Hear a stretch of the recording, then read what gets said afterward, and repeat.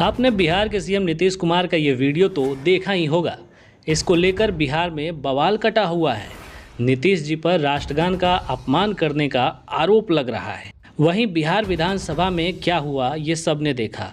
RJD ने इसको मुद्दा बना दिया है। तेजस्वी ने कहा है राष्ट्रगान का अपमान नहीं सहेगा हिंदुस्तान। जब कोई राष्ट्रगान का अपमान करेगा तो नहीं सहेगा हिंदुस्तान महोदय।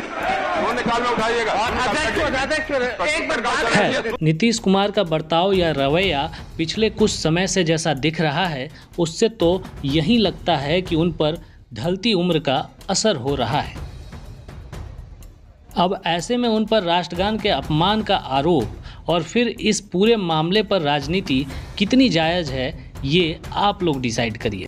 वैसे आपको याद हो तो राष्ट्रगान के अपमान का मामला कुछ समय पहले भी काफ़ी चर्चा में रहा है। 2016 में सुप्रीम ऑर्डर के बाद सिनेमा घरों में फिल्म से पहले राष्ट्रगान बजाना अनिवार्य किया गया था। अब क्या हो रहा था, हमें भूलना नहीं चाहिए। दिवंगत सीताराम येचुरी ने राष्ट्रगान के सम्मान को स्वैच्छिक निर्णय बताया था। हालांकि विवाद बढ़ने के बाद सुप्रीम कोर्ट ने 2018 में एक फैसला दिया और इसे वैकल्पिक करार दिया। वहीं हाल में तमिलनाडु में राज्यपाल के अभिभाषण से पहले राष्ट्रगान नहीं बजा, बल्कि तमिलनाडु का राज्यगान बजा, जिसको लेकर वहां के राज्यपाल विधानसभा से वॉकआउट कर गए और उन्होंने इसे राष्ट्रगान का अपमान बताया। वैसे राष्ट्रगान के अपमान और इससे जुड़े विवाद से पीएम मोदी से लेकर ममता बनर्जी और लालू यादव तक कोई भी दूध का धुला नहीं है।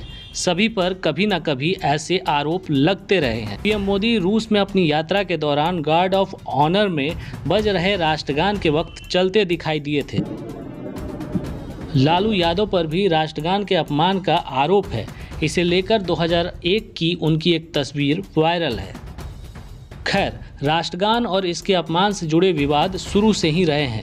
शुरू में तो इसे राष्ट्रगान बनाने को लेकर ही विवाद रहा है।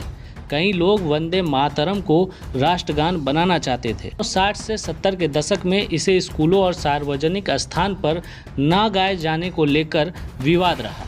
1986 में सुप्रीम कोर्ट ने एक फैसला दिया और इसमें सिर्फ स्थिर खड़े रहना भी सम्मान माना, बशर्ते इरादे गलत ना हो। इससे पहले 1976 में अधिनियम के जरिए राष्ट्रगान के अपमान को लेकर जुर्माने और सजा का प्रावधान किया गया।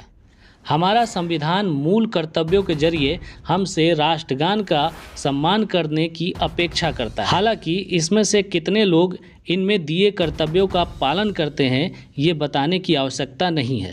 खैर, वापस नीतीश पर चलते हैं। उनकी उम्र 74 वर्ष की है। जाहिर सी बात है कि ढलती उम्र का असर उन पर है और दिखता भी है। लेकिन सिर्फ क्या एक वीडियो से नीतीश के बारे में आकलन किया जा सकता है?